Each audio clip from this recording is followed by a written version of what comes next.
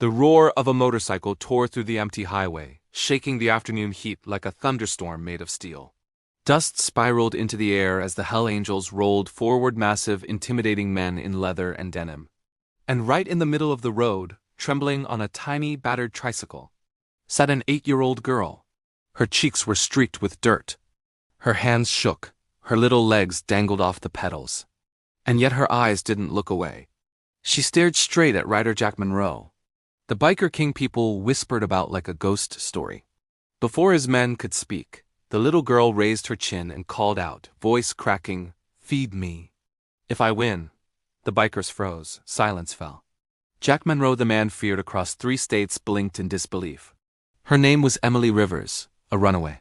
A child who had survived cruelty no child should ever know. She had wandered miles with nothing but hunger in her stomach and bravery in her bones. When she saw the bikers racing, competing, betting, something inside her snapped awake. Not anger, not pride. Just one desperate truth. She needed food.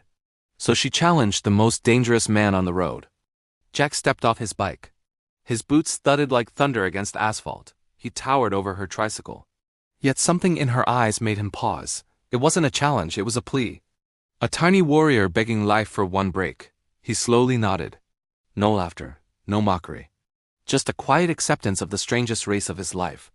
The starting signal snapped through the air. Emily pushed with trembling legs. Her tricycle squeaked, wobbled, lurched forward inch by inch.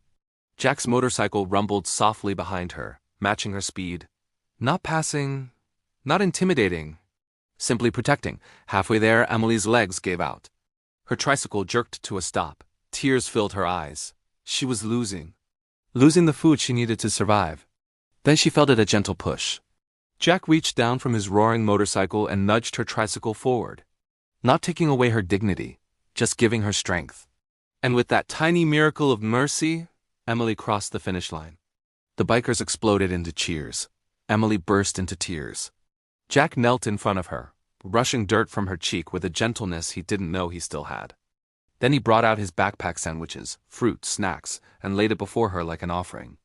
She ate as if she hadn't tasted food in years.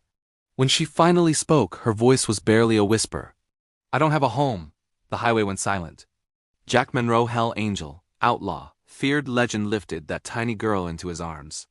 He placed her on his motorcycle, wrapped his jacket around her shoulders to shield her from the wind, and told his men, "She rides with us now." No one objected.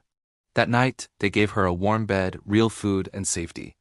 Over the next weeks, Emily became the heart of the biker clan. Their little sister, their courage, their reminder of the good they still carried inside. And Jack, the man who thought he was too broken for family, found himself changing every time Emily hugged him while riding down the open road. She didn't just win a race. She won a home. A family born not from blood, but from bravery,